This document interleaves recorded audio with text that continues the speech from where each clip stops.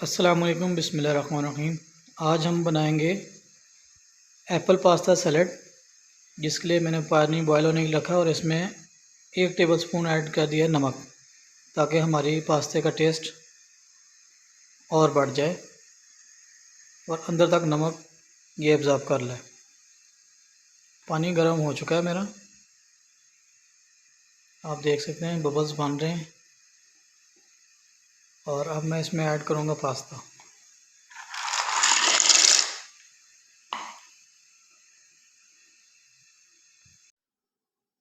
पाँच मिनट हो चुके हैं हमारे पास्ते को बॉयल होते हुए और हमारा पास्ता रेडी हो चुका है।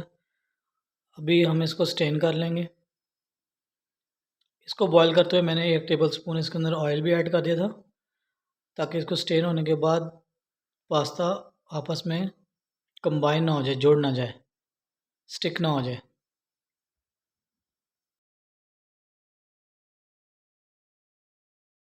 और ये हमारी मज़ेदार सलाद बन के तैयार हो चुकी है।